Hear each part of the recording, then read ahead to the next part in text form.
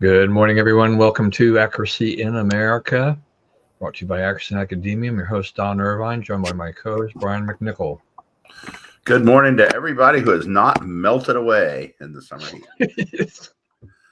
I'm telling you that every single day, I'm like, walk out of the house, the air is thick for the most part.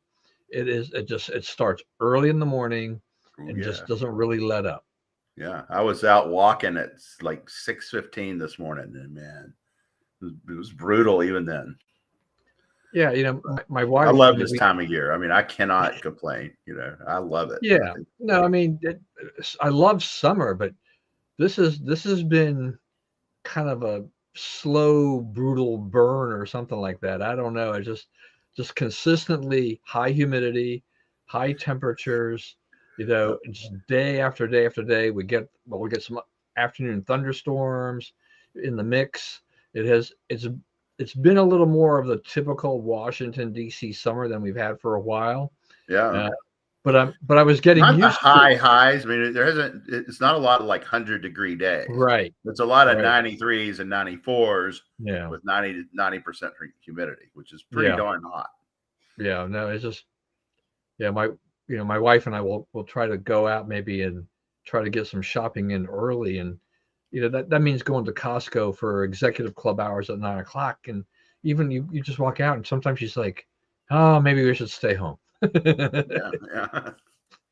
Yeah. But it's like, oh, it has been brutal in that way, just kind of almost as like it's just kind of grinding you down, in a sense. But this is life in DC. I mean, that's right. We get right? 4 distinct seasons here. Right. We have a fall that's an actual fall, lasts a pretty good while. We have you get a good full lick of winter every year, and spring you kind of get gypped on a little bit, but the rest of them are pretty good. Yeah, for all the young people I work with that come out of Utah and parts of Arizona where they're used to just an arid climate, Yeah. they're okay with 90 to 100-degree heat. It's that humidity. It's like, what happened? I don't understand. And like my in-laws live in Arizona, right? Like down south Arizona, it's hot, and like they live on a golf course, and I was staying there, and I went across to play golf. It was like noon one day, and it was warm, but it wasn't like you say, it's not that humid, so you don't feel like you can feel a little breeze. You don't feel that hot. So it's like 105 degrees. So I go over there to play golf, and the guy's like, "What are you doing?" And I'm like, "I was going to go coming in to play golf." He goes, "Well," he goes, "We're, and it's noon, right?" And he goes, "I'm kind of closed." He goes, "Can you just take a cart and go play and don't tell anybody?" And he just didn't charge me 18 holes in a cart for free. Yeah. No, I mean, it's just like, I'm surprised he just didn't just blurt out, says, "Are you crazy? Where are you from?" Yeah. It's kind of like, what are you doing here? You nutbag. And like, there's a few other courses around there I go play from time to time, and they're all like $19, $14, right? Because no one's there. So because it's hot, but it's a kind of heat I can handle because it's not that humid. Right. Yeah. It just you gotta love it. Anyway, we, like you said, we have 4 distinct seasons. It's really nice to have those seasons. Yeah. And nothing against people who live in areas where there's a moderate climate all the year round and all these kind of things. But since I grew up with this is what I love. This is what I like. And I take these hot, sticky days along with some other cool fall days and spring days, and in the end, it's really nice. Yeah. And so last week, we went up. We were up in New York State, like upstate New York, Rochester, Buffalo. Went to Maid of the Mist up on the Canadian border. That's a different world. I mean, they have a different summer than we do, right? It's 85 is a very hot day there, and generally by the evening you got a nice breeze coming through. So I see why people hang out up there in the summer. I fully understand it. Yep, we do understand that. All right, we have got a few things to get through today. Uh, we'll start overseas because we've got a few things happening over there.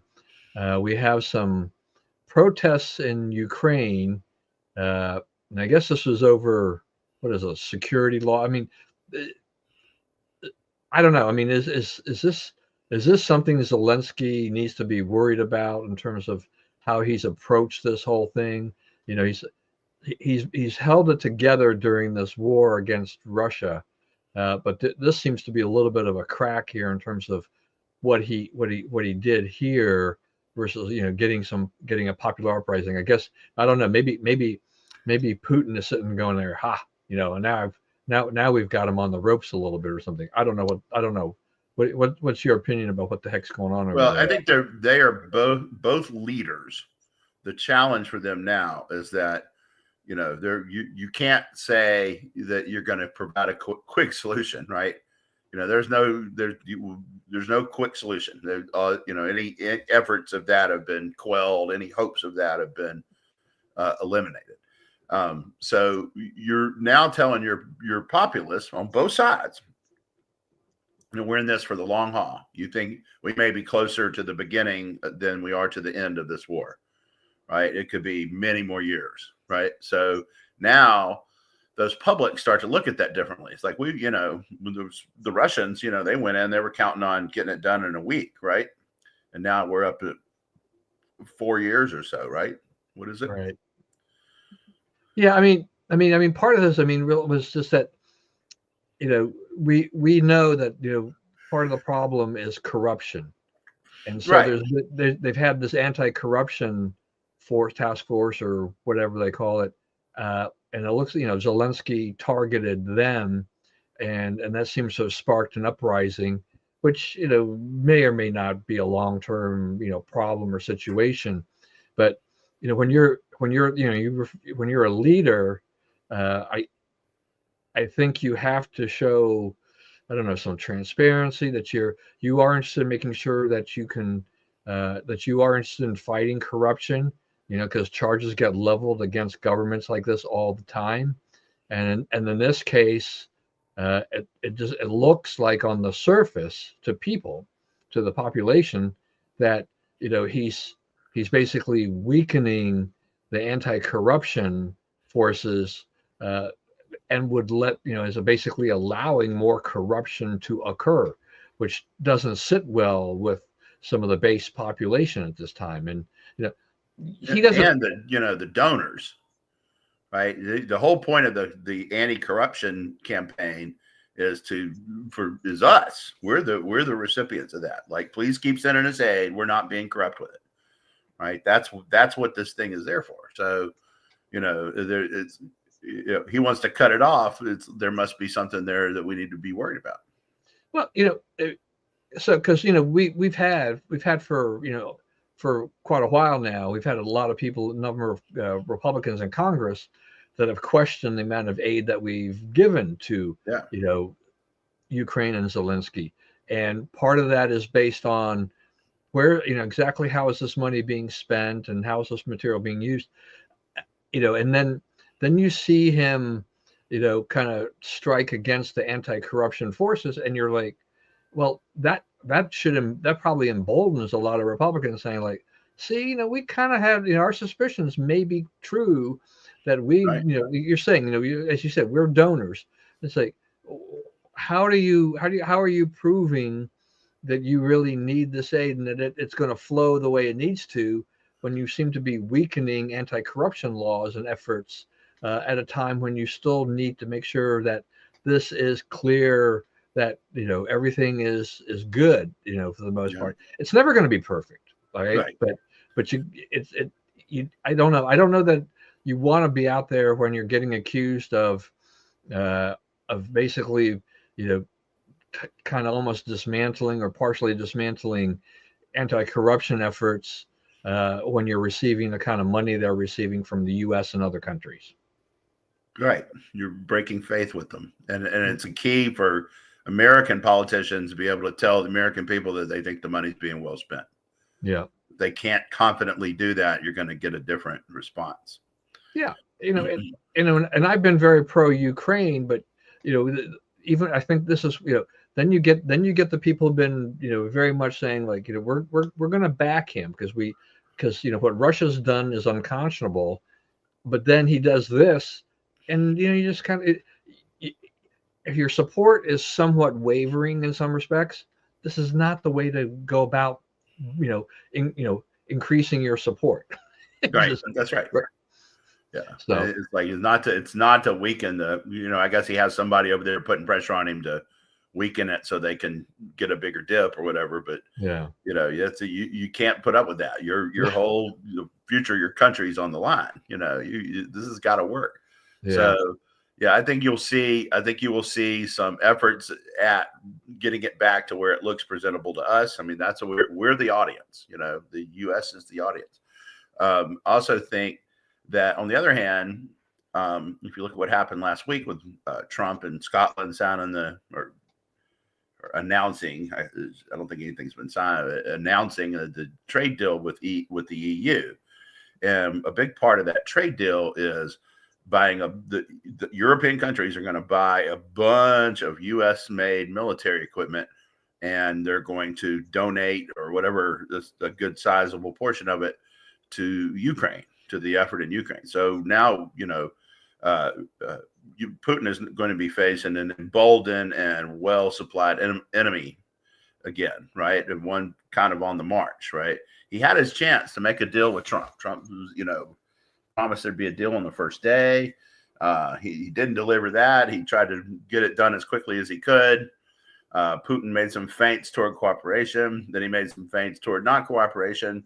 And now Trump has taken the measure of him and has decided he's not going to cooperate. So with that in mind, what they're going to do is they're going to, Trump was lining up the Europeans, so we're all going to go after him, right? It's about to turn dark for Putin. It won't be very quickly, but it'll in the near range, in the near future, you're going to start seeing a lot of pressure on Russia and Putin and the Russian military and all of Europe behind it. So, Trump is going to line up all of Europe behind this.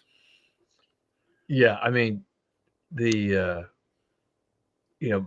has been kind of stringing Trump along. Trump has been very patient with Putin, trying to get him to, sign a deal. Let's end this thing. I want this behind me, and Putin just keeps stringing them along, and I'm sure that President Trump is extremely frustrated with Putin. He's had it with the stringing along. He's preparing to take action right now. Yeah, and I think in regard to just as well as the tariff deal, that we're where they're going to be buying this equipment to send to Ukraine. I think I read that the tariff that Trump is talking about on India was that he's also penalizing India for selling goods to Russia. So they're going to get hit with 25% of whatever they send to us, but they're being penalized because of their dealings with Russia. Which is good, honoring the sanctions. Yeah, yeah. I mean that's the thing. I mean, we're years into this thing where there's been sanctions, but Russia keeps chugging along because they found loopholes and ways to get around the sanctions, and they're still able to run their economy, not really well, but they're still able to run the economy. Yeah, their head's still above water a little bit. Yeah, and everything. So it was interesting though. I was reading a story in the Wall Street Journal about recruitment of Russia's recruitment of people and soldiers. And we've talked about they've emptied out the prisons, kind of a thing. They've been they put some middle-aged or little older guys out there to fight because they're just trying to they were throwing up whatever they can. They added North Korean troops, which have become kind of cannon fodder in essence. They're sacrificial lambs. But the journal they followed the story of a guy who he had a job. I mean, and he had a wife, but what was happening was that Russia kept dangling more and more money in front of people to join the Right. army, in essence. And so, I guess he told his wife, when we reach, I don't know what it was, 3,000 rubles or whatever, there was a mark, because I had kept ratcheting it up. He says, if they offer this much, I'm enlisting, I'm signing up. And part of his thinking was, is like, look, I have got no skills when it comes to military training. I have no military training at all, so I will be behind the lines, not on the front line. Right. But as inevitably as happens with this, is that they don't have enough people, and he found himself on the front lines very, very quickly, Yeah. to the point that, I mean, I think he was there was either a firefighter or was a bombing, and he took some shrapnel to his leg, so he's walking kind of with a limp, and things like this, and he kind of regrets signing up, because that's not what he had signed up for. He thought, okay, Yeah. Turns I out can, there's people out there trying to hurt you in this yeah. war thing. I say, I mean, okay, so how how kind of blinded by the money, how bad are things, when the money is driving it, and then you're not even thinking about, by the way, it's like, how many people have we lost in this war? What has happened to these inexperienced people? Where Yeah. have they been posted? Mostly to the front lines, and because they just have run out of people in certain Yeah. places. So the chances are pretty good that you're going to wind up in combat, where you thought you were going to be maybe doing some desk duty or some other minor assignment, Yeah. collect a paycheck that was better than what you were doing when you were home. But he was safe at home, he was healthy, he wasn't making a lot of money, but now he's an injured soldier, and he's just kind of stuck. Right. Never So walk right again. no, he won't as a result of that. So yeah, I don't know. It's one of those interesting situations. Uh, you know, Macron, I'm not quite sure what's his angle here.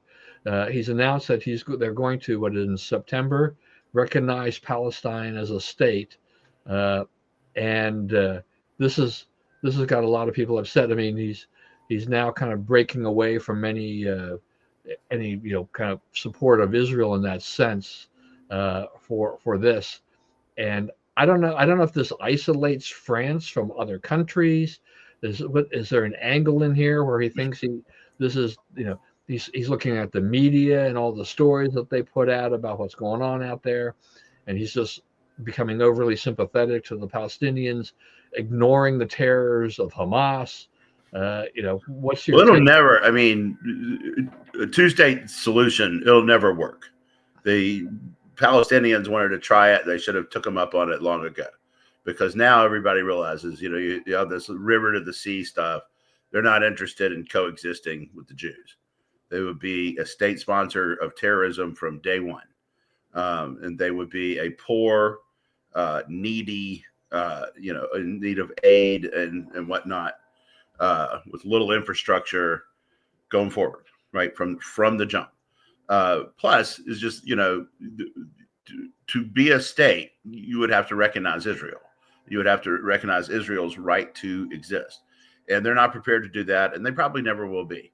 So I'm not, I don't think it'll ever happen. I don't think Trump will ever let it happen. I think he's already come out and said no to this. So, I don't think it will go far. I think it would be a catastrophe for the Palestinians and the Israelis. So, we'll see, but I doubt that happens. Yeah, but I mean, what does France? I mean, what does Macron hope to Yeah, gain from why? this? What the other question though? The question that you were getting at is really funny. Is like, why is Macron involved in this? What is he trying to pull? What does he see here? But I think he's trying to build like an anti-Trump European consensus, right? That we're going to be on the other side of this. And Europe has had a lot of problems with anti-Semitism. It's been a big, huge thing there. So he's kind of aligning with what he thinks are the national conversation in France. And he may well be right, given the overwhelming problems they're having with immigration there. So, I don't know. I don't know. I think, what do the other world leaders do? I guess Starmer, it looks like he is trying to buddy up to Trump. my guess is that he would not join in this. But I mean, he has a country full of Muslims too. And there's a lot of leftist countries in Europe that might jump at the chance to do this and to try to impose it on the U.S. and Israel, whether they like it or not. Yeah, I know. I mean, you know, his polling, I mean, has been pretty miserable. I think it's been in the mid-20s. So Macron, yeah. yeah, Macron. So it probably can go down a whole lot further in a lot of ways, but maybe he's thinking this will give him a bump. You know, he's so, yeah, but I mean, you know, I don't know. I mean, I think it kind of puts you on the wrong side of history a little bit too, because you look kind of anti-Semitic, you know. Yeah. You look the way you're running your country, it's not a good look. It's kind of a pre-World War II Germany look. Yeah, no, I think that's right. I mean, it's just that he's going out on a limb, and I just don't think this is going to work well for him. It just he's taking this shot, but which, you know, there'll be some people out there that think it's great, but there are a lot of others that are probably wondering the same thing we are. It's like, what is he doing? I mean, it's right. You know, but except, as you said, I mean, kind of deciding that, you know, he wants to create an anti-Trump kind of movement or something or other effort in Europe, and so this is one way of doing it. But I think this does not help him politically in the long run, as far as I'm concerned. No, the other one I don't think helps him politically in the wrong run, even though they may lose, they may win it. Is, you know, he and his wife are suing Candace Owens because she insists the wife is a guy. Yeah. And the new one out today is, and she is his father. Okay, so, look, you know, Kansas walks her own road. We're not involved in that. Yeah, look, you know, Candace Owens, whatever. Okay, right. It's like, I am not backing that horse. Yeah, I wait your enormous stack of proof.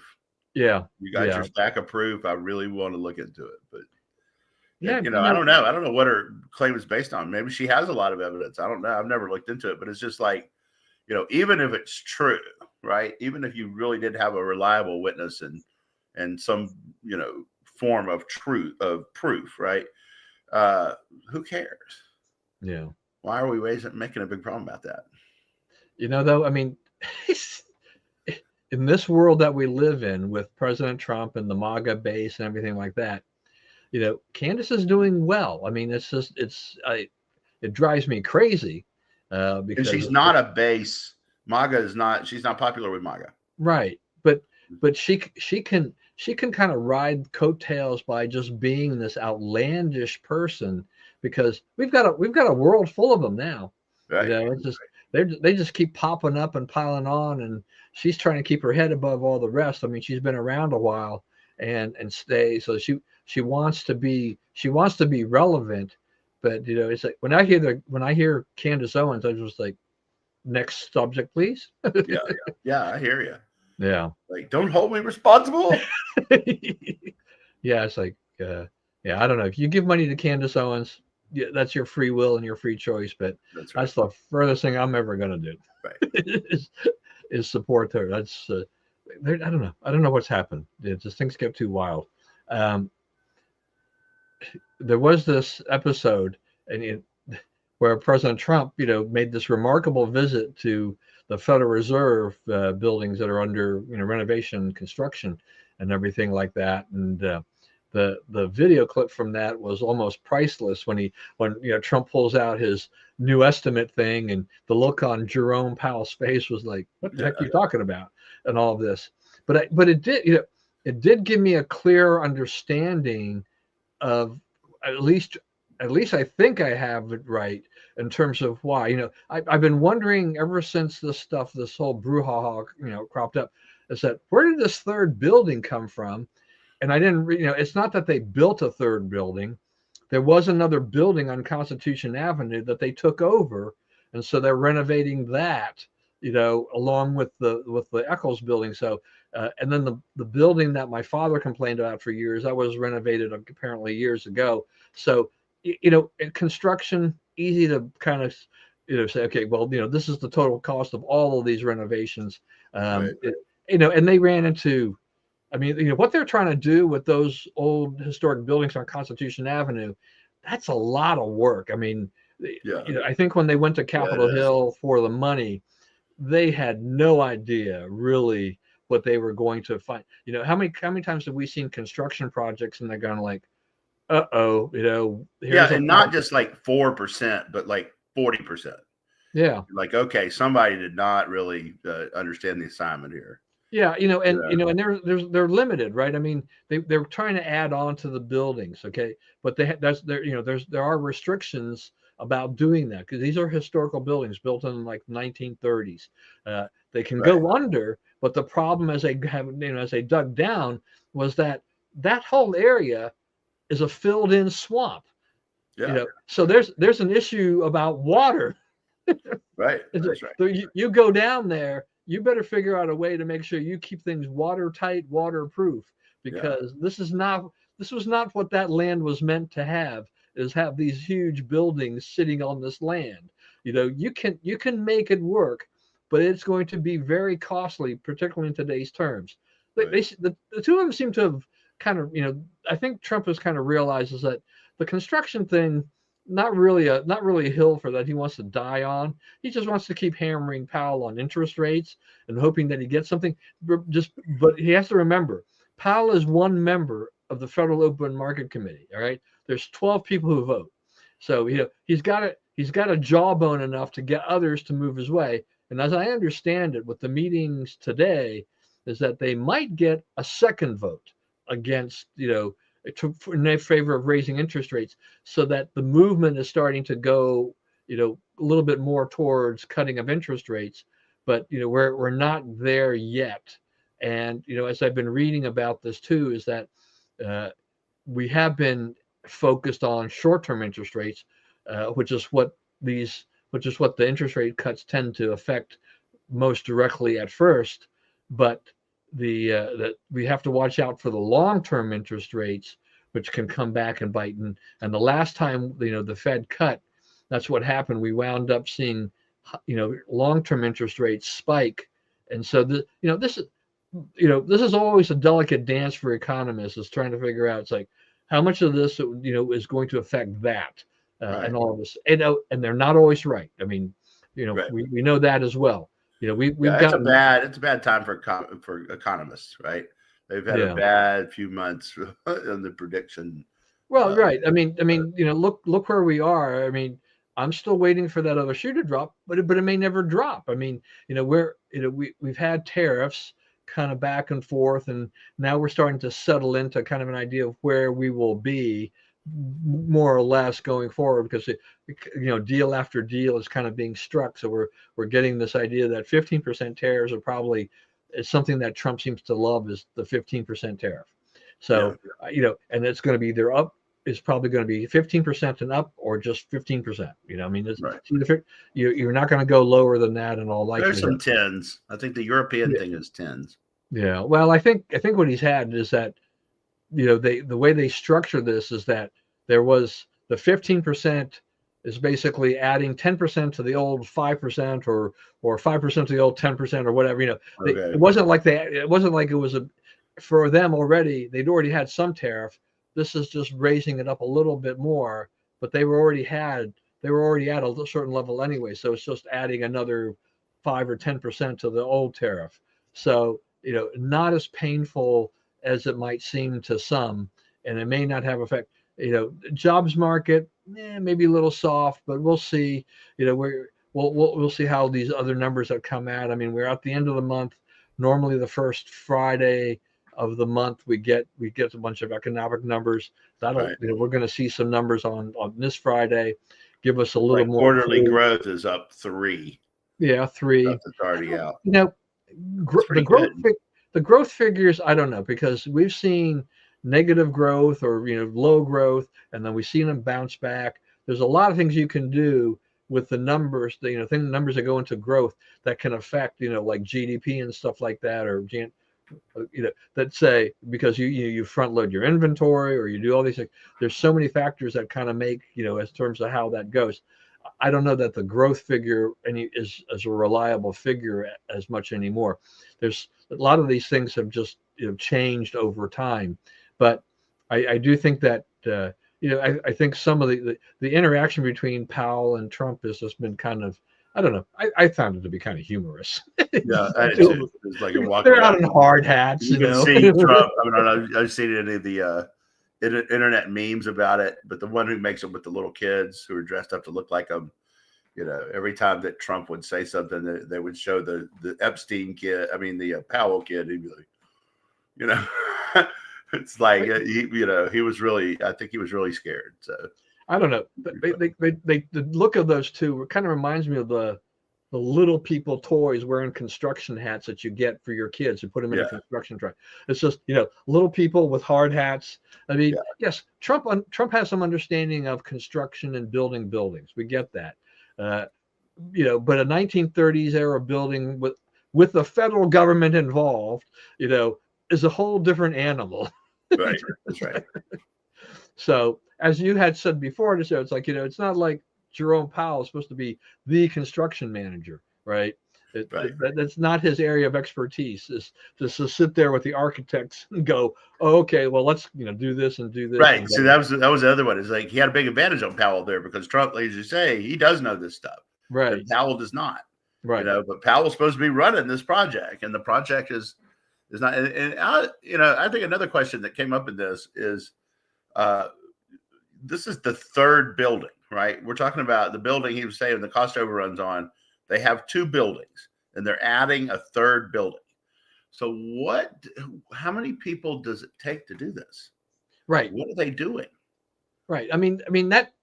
So the buildings on Constitution Avenue are not overly large, right? I mean they were set up almost 100 years ago, and so okay. I agree that there's probably more need. I walked through those hallways when my father was working in the Eccles building before they built the Martin building and all those kind of stuff. And so now to a little kid, it looks huge because you've got these marble columns, floors. It's pretty, it's pretty impressive. I mean, that was kind of the build out of the day, was all of this stuff, right? Which today would cost a ton of money to continue doing, and then they want to add on, and then as I said, they're going to dig down. But the bottom line still is that where the question should be is that, what is the deal with the third building? Why did you need to take over the third building? We realized it wasn't being used, but why? Why did we need to do this? Right. What is your purpose that you've already? What is going on that's making you add all these employees? What are you doing that says you need all this office space? Right. You nearly 50 years ago, you built a 13-story building behind your main building because you had expanded the Federal Reserve. But why do you need to add a third building, even though it's smaller in scope than the one that you built 50 years ago? Why? And that is a question I haven't seen any answer to. No, me either. But boy, I tell you, when you tried to, last Friday I was doing some stuff with friends, and we were talking on another show, and we were searching, and we were trying to figure out, it's like, what is this third building? It was a little opaque at first, but I guess it's identified as 1951 Constitution Avenue or whatever, and then as I read, I'm like, oh, they're taking over an empty building. I don't even know who had the building beforehand, but do we really need to have them take over that building? Who's going to go in there? Why are we doing? It's just for what? Yeah. For what purpose? It's like, so something my father would just have another conniption fit about. It's like, why is the Fed expanding even more than it already had expanded? All right, enough of the Fed. I do want to get to this, which I think you can give me some good insight to, which is this EPA announcement that they want to roll back this 2009 agreement guidance, on greenhouse gases. It came up under Obama. It was, as far as I can see, was finagled. I think the Wall Street Journal, they called this Climate Liberation Day or something like that. So give us the inside, the skinny here from your opinion, because I know you've followed a lot of this over time. Okay, so what happens is if the EPA wants to make a rule saying you can't emit X amount gas or whatever, Okay, it has to be able to tie that to something that endangers. Yeah, that's right. I missed the comment earlier. Sorry. um, there has to be this is the danger we're addressing with this rule, right? We're not just random, piling rules on people. We're trying to stop X from happening, right? So it made it with the Obama. Lisa Jackson was running the EPA. What they got the Obama administration and her did was they declared greenhouse gases, including carbon, to be dangerous criminals. They endangered us. That's why they call it an endangerment finding. Okay, so that enabled them to limit the output of power plants, impose all kinds of air and water regulations. The EV car mandate stemmed from that. So all these climate rules that they've put on since 2009, they were allowed to do that, but because of the endangerment finding, because carbon was declared by the government to be a danger to the American public. So the administrator of the EPA now, Lee Zeldin, former congressman from New York, has come in and said, and I guess obviously this comes from the White House, Russ Vaught is involved and so forth, that they're going to eliminate that rule, which means a lot that underpins most of the climate policy in the country. Now, if you look at what goes on in the EPA, there's basically two things. About half the budget is imposing these regulations, and half the budget is research grants. Now, I think Trump has already taken a big slice out of the pie for the research grants. And now they can really chop down the size of the other side, the program budget. So I think if you work at the EPA, you have a pretty serious problem, and you're not focused on air and water. If you're focused on air and water, you're fine. If you're trying to prove greenhouse gas and global warming stuff, you're in deep trouble. Now, so Trump proposes this. The machinations are now you have to prove that it wasn't a danger. It's a lot harder to take these things off than to put them on, and that'll likely be challenged in court. And they will. It'll be toward the end of Trump's term before this is that you can actually plant this flag, I would say, but it's going to happen now. I mean, you have a president who's pretty strong-willed about it, and you have Congress that would support it. And if they don't support it, I think you have enough bribery money out there from the energy companies to make it happen. All right, I'm gonna throw this. Catch up here. Yeah. Right. I mean, I think that's right. Right. When government spends money, it's not done efficiently. That's Elon Musk's shtick, right? Is he realized the government doesn't know what anything costs, and they don't price things reasonably at all. And they play games to try to get a better price, but they don't know what a better price is, which makes it hard to do. Nor do they usually understand what would reduce the cost and allow it to be sold to the government for cheaper. So this is a case of that. It's like they don't, that's what EVs were. We didn't really know what that ought to cost. We didn't know what solar power should cost. So we overpaid Musk for it. And I read this week that he's going to be a trillionaire. It'll be the world's first trillionaire, and it's sometime in 2027. So that's kind of interesting. Then, of course, there's a million comments. No one should have more than $20 million. It's like, why? How'd you come up with that number? Right? And who's going to finance the really big stuff if no one has more than $20 million? Yeah, I mean, part of government, it tends to grow and not shrink in size. And there really are few, if any, incentives for government employees to be efficient and cut costs for the most part. Yeah. The agency's budgets, no one wants to see their budget trimmed. So they continue, they try to spend their budget so they can say, we need more money, not less money. And it continues to grow and grow and grow. And we just get this monolithic horror show of, that's why you wind up with just products and expenses that are just out the wazoo, where in private industry, what do? You incentivize people to build your building or to build something or to do something efficiently and cost effectively. And if you beat the timeline, then you get a bonus, Yeah, that's right. for making it happen faster, without cutting corners, hopefully. Right. I mean, but in government, it just doesn't work that way. No, it almost encourages lethargy. It's almost Yeah. better off if it's slowed down a little. Well, look, look, you and I know that how many stories have we heard in our lifetime about government employees toiling away somewhere, collecting a, 6-figure salary, but in essence, they really don't do anything. And Right. they know they don't do anything. Yeah. But, it's like, how do you give up a 6-figure salary? Just report to work, sit at your desk, whatever, play solitaire on your computer if nobody cares, go home at the end of the day, collect your paycheck, and just keep moving on. That's right. There aren't enough, there's not enough looking at these people and saying, well, what this position is redundant. Why is this even going on? That's what the Doge was, Yeah.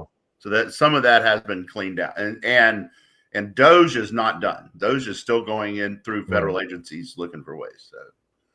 Yeah, and I wonder if at some point, the government really tries to follow, public corporations, other, corporations who are now implementing, AI to, more and more to take care of tasks that were handled by humans.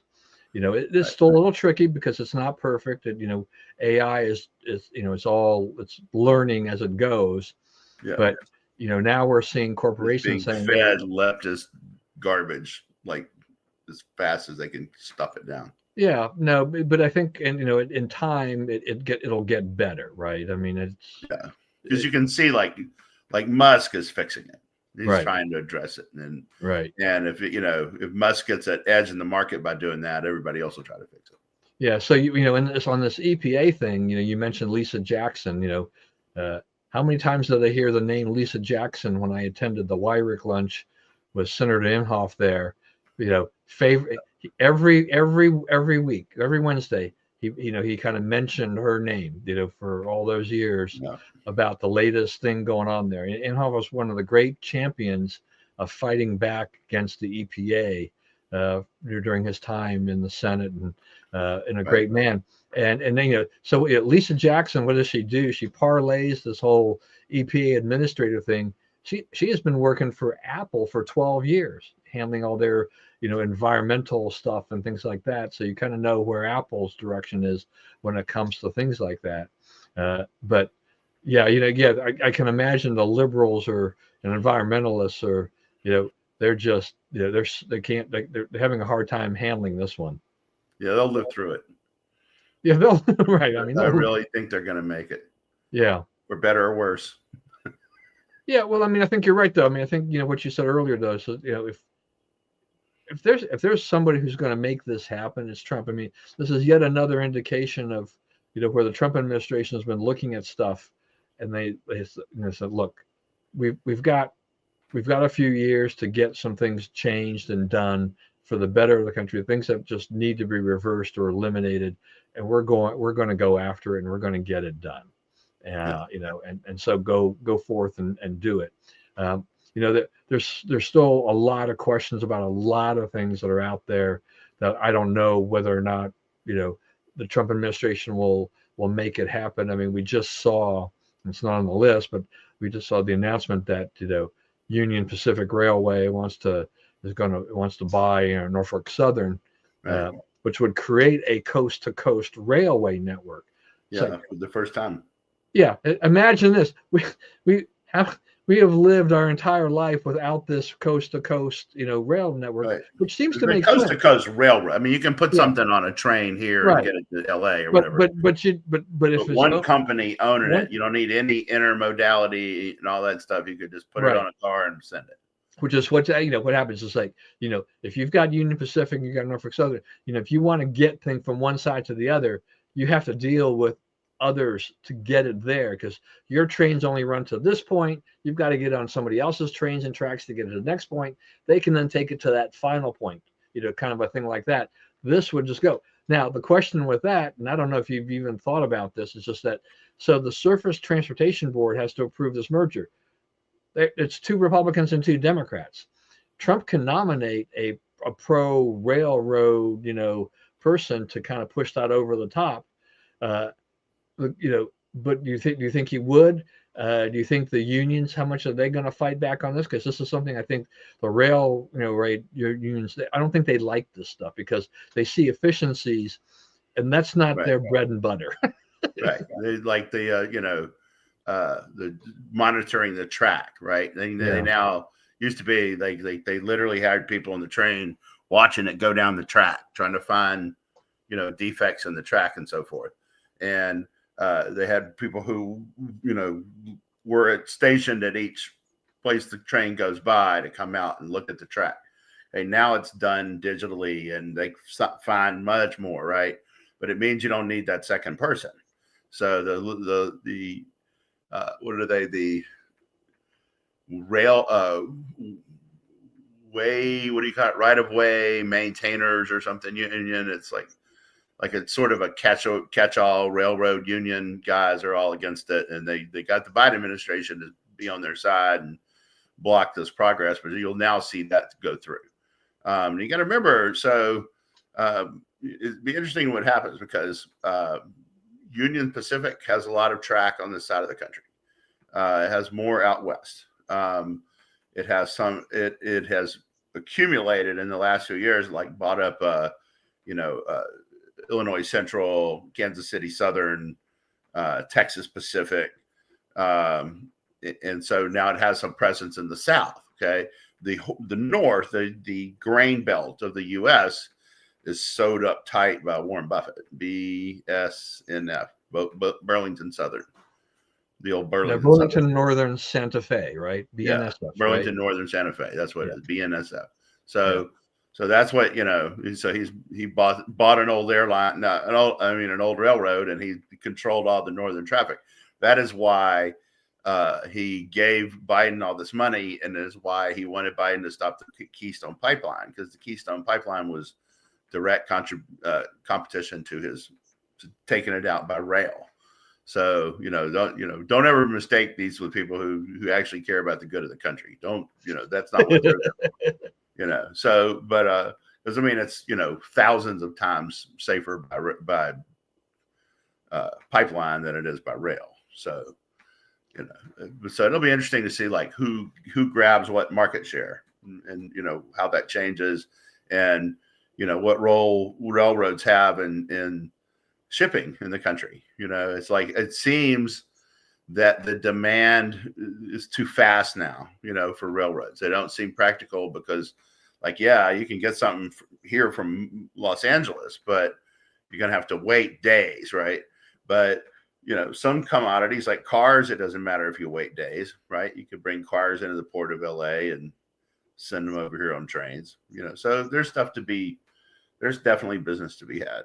Yeah, no, I think the railroads, as far as I can see, one of the problems is, because there've been so many railroad operators around the country, and they require cooperation of each other, to get from A to B to C or whatever, is that you have these bottlenecks, and it would seem to me, at least on the surface, that if you could get railroads to consolidate so that they could get products kind of streaming through on their own, they're always going to act in their best interest. But if they control the track from one side to the other, then the chances are that the bottlenecks that hold things up in rail yards will disappear for a lot of products, and make them more competitive and get you products faster than trucks, which sometimes get bogged down in traffic and stuff like that. Right. So, we need to have these kinds of things. I don't have a big problem with consolidation, for some of these things. The liberals, they don't like anything that, anything where you see consolidation, anything where that happens, they don't like the control to accrue to just a few. But sometimes that's the most efficient way to do things. Yeah, and they're fine with Warren Buffett doing it because he gives them money. All right. We'll move on. And one more quick thing too. So I think between the time we had the last show too, that Columbia University has agreed to pay a $200 million fine over 3 years so they can get their money back, their research money back. Right. And I don't know, maybe that's a blueprint for how Trump is going to operate with other universities. he still has an ongoing, fight with Harvard. Right. Some Obviously, movement on that one too this week. yeah, He's talking to Harvard. They're and trying to work. a lot of academics, liberal academics, they don't like this, but I mean, I don't know that Columbia had a lot of room to run with it. I don't know they Right. had a lot That's of right. choices. They've clearly violated the laws, and they clearly were letting people victimize Jews. They Yeah, were allowing anti-Semitic behavior, and then you can say, some would even say encouraging it, but they were allowing it, and you can't allow it. yeah. I don't I don't know that the Columbia University president necessarily believes that they were in the wrong, because I think liberals don't want to admit that. But this is, you also have a point where how much money is at stake here? How much more money will you spend fighting it? And it just may be better to go ahead and capitulate and say, let's move on, and we'll put in some, we'll put in some guardrails and other things to make sure this does not happen again, Right. and try to fix the things that the administration wants them to fix. All right, we also had this case of this, and we've had this little wave. We've had this, yeah. Here's, Yeah. yeah, Yeah. which is Yeah. right. which That's is part of the, but this is part of Ivy League's problem. More, I mean, this happens in academia, but the Ivy League has got to be one of the wealthiest group of colleges in the country. Absolutely. Their endowments are huge. Yeah. So going ahead and paying a penalty to get your access back to your research money and everything like that, it is a drop in the bucket. But hopefully they will fix the problems. We don't. No one wants this anti-Semitism to continue. Absolutely. Right. So, but anyway, I was mentioning we also had this case where we've had a wave of spate of violence across the country, including the one up in New York. And I don't know. I mean, there's something. I don't exactly know what happened here. I mean, I saw pictures, and you probably too. The guy's walking up to the building. He's carrying a gun. Yeah. He's in the middle of the street. He's not hiding on the sidewalk. He's in the middle of the street. He's like Omar on The Wire. Yeah.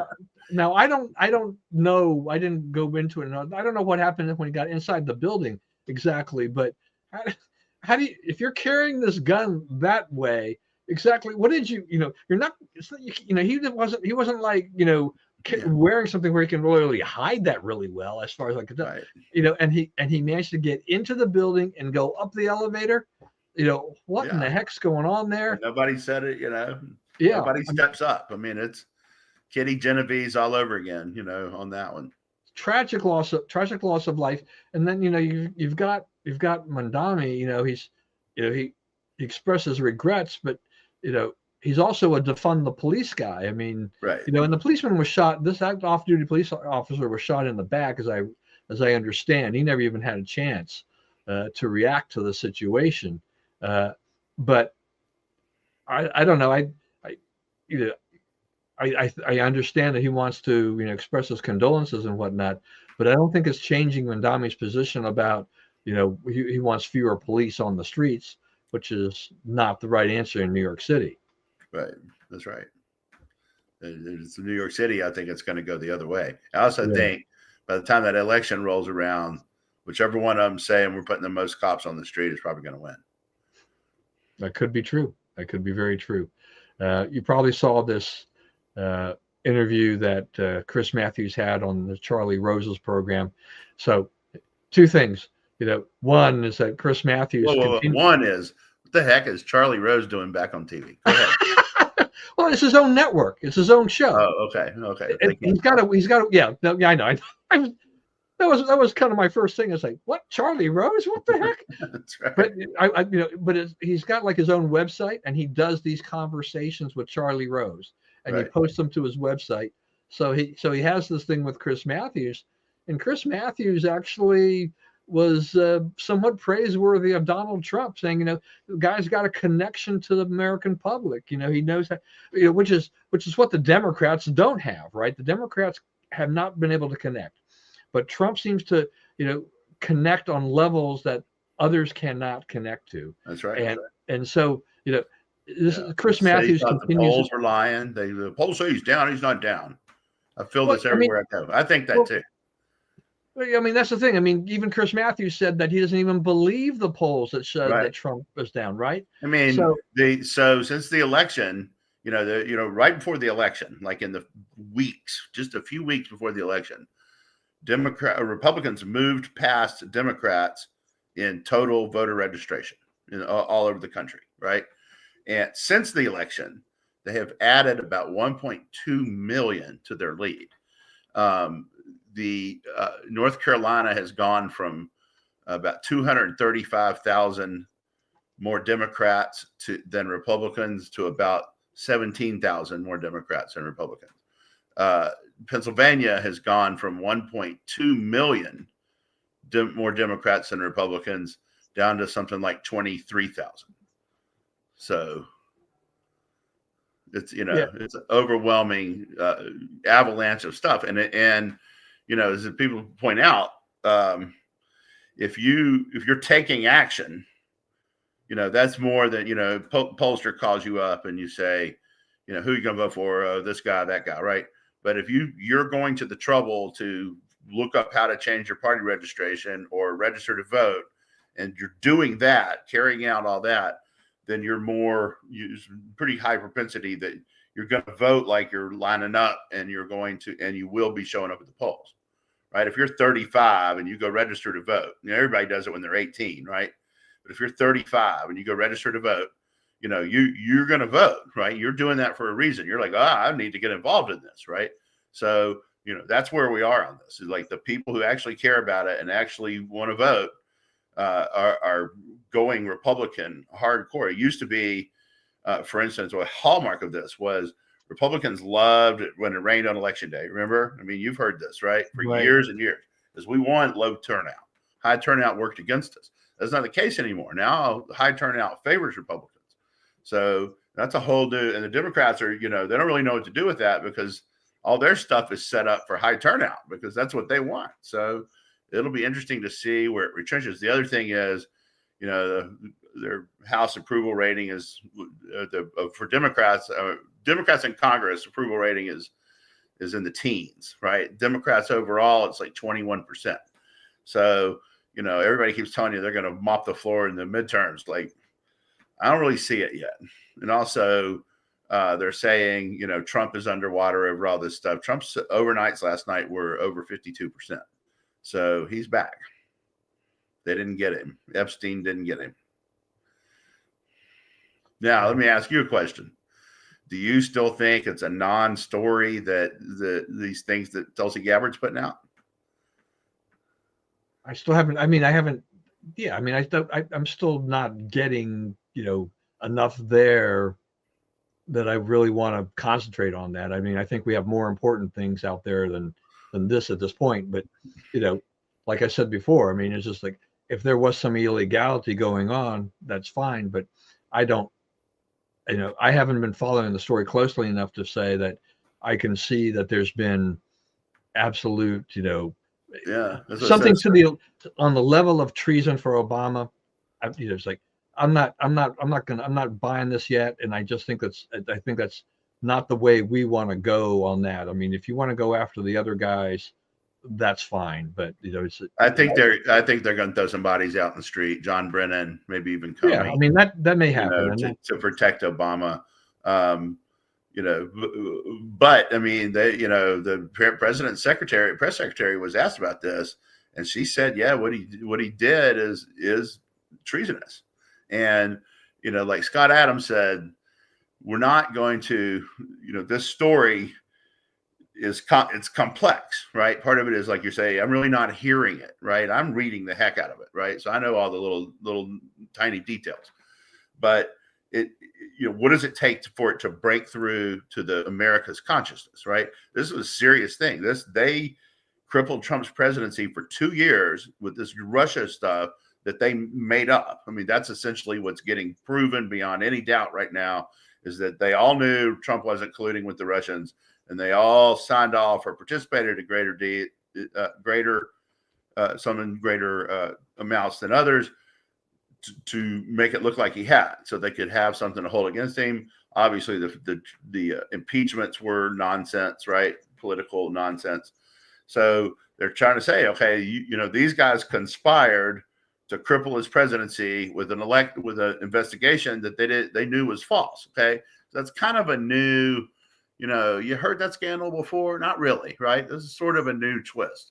And what Scott Adams says is it is complex to the point where the users of the world who follow the news pretty closely don't yet get it, right? Have not yet signed on to why this is so bad. And unless people are arrested, they never will, right? Now, if one of those guys gets arrested, you know, Brennan or Comey or Obama or any of them, Hillary Clinton's now a possibility too of getting arrested, right? If they get frog marched through the thing, then you will see, yeah, that's right. That's basically what it is. Yeah, good. They earned it. That's right. And so, you know, when people start getting arrested, then we'll all stop and take another look. Yeah, I'm just saying, like, you know, to try to charge President Obama with treason and say he was complicit to that degree, I think that's pressing a little bit. But the others, just as you know, as Bob said, I mean, I don't think there's any love lost for most conservatives with Brennan, Clapper, Comey, those guys.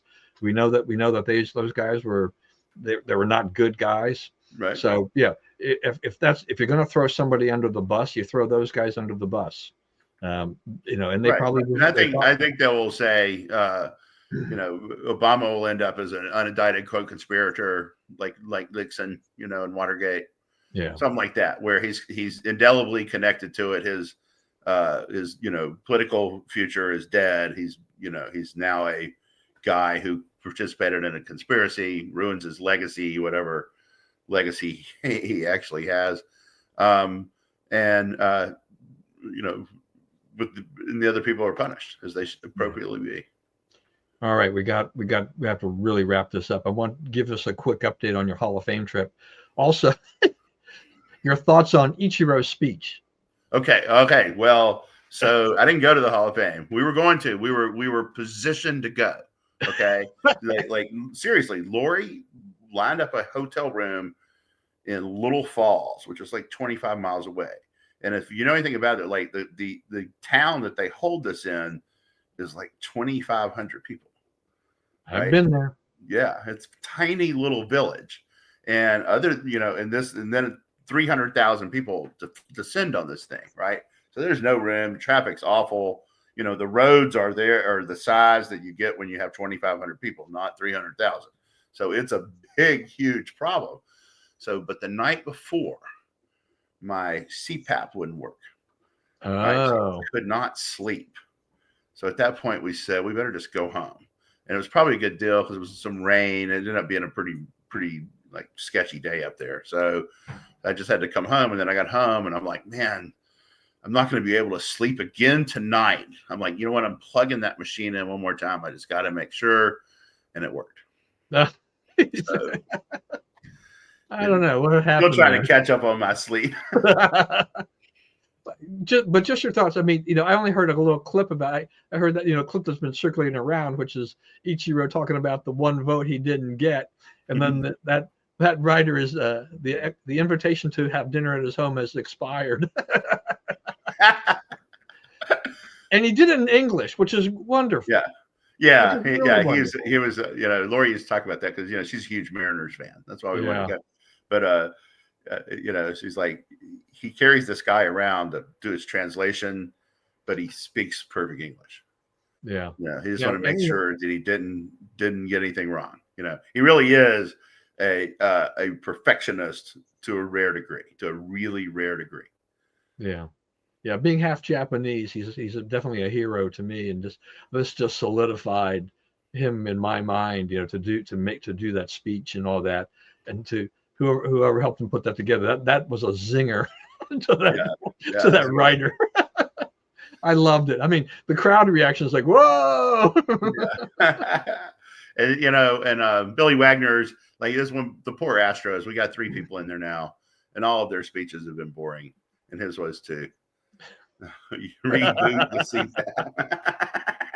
If I only knew. I guess you should have called her and texted Charlton. Yeah, that's right, Charlton. I know it's late. He's usually up late though. So. No, you were saying Billy Wagner. Billy Wagner, yeah, Virginia guy who was way down Southwest Virginia, very close to where Stephen F. Austin came from, the first governor of Texas, so our first the president of Texas. Way down Southwest Virginia. Went to Ferrum College, a little D3 school down there. He's the first D3 guy to ever make the Hall of Fame. He finished with the lowest batting average against and the highest amount of strikeouts per 9 innings of any pitcher ever with the innings to qualify. But his speech was a little dry. He talked about Biggio. He did give a nice tribute to Biggio, saying, you know, your work ethic and how you approach baseball had a big influence on me and made me the player I am. So Biggio was there is also a member of the Hall of Fame. Right. All right. And then finally, just a quick note, more notable people in passing. Hulg Hogan, who was really larger than life, passed away. Yep. And then Ryne Sandberg, the great Cub, passed away. And I have specific, feelings about that because Sandberg died of prostate cancer, which is what I'm fighting with myself. And this just shows you the randomness or how different this cancer is to every individual, because a lot of people like him, they do get treated, and then they do get technically, the doctor will say you're cured, and then they feel, oh, okay. But what they have to remember is that this cancer is just an insidious disease. Yeah. And what you're doing is that you're hoping that you're keeping it contained as much as possible. And then in Sandberg's case, it just rose up and it spread to other organs. And I mean, it wasn't long before he announced publicly, right, it spread to other organs, then he passed away. So it was the end was fairly quick and all that. And so, I'm already had spread to other organs. I already had treatment, and now I'm just kind of managing. It's like, I don't know. It's like, I feel okay, but who knows? Who knows when I'll go through something like Sandberg, or maybe I'll just get lucky and live, more years than the doctor thought, because that is really a lot of guesswork. They say, I think you've got this many years, but they really don't know. They really don't know. And this is a guy who was pretty healthy, obviously, healthy lifestyle. Yeah. Lived a good life, was a good person from all accounts, and a great baseball player, obviously. So it's a big loss. And that one kind of hit me. This is like the people that you've watched, right? Yeah. People that we were fans of are now in this situation. Right. No, I mean, that's our generation of players is passing away as we go. So yeah. Anyway, all right. So we stop. All right, this may be the longest show we've done yet. We keep, this whole idea that I had of trying to shorten the show, it's not working. It's gone the other way. But I'm going to keep chipping away at this until I get there. Let's get back down below an hour. Yeah, I know. It's just crazy. This is funny. But anyway, I still think it's good stuff, right? Yeah. All right. Anyway, everybody, thank you for joining us today. I hope you please stay safe and stay well as always. Remember, we live in the greatest country in the world. Do not let anyone tell you otherwise. And always, God bless America. I am actually going to be tied up next week. So it looks like we're going to have to do this in 2 weeks. Okay. I can't find any other time. All right, everybody. Thanks a lot. See you in 2 weeks. Hope you can last that long without our wit and wisdom. That's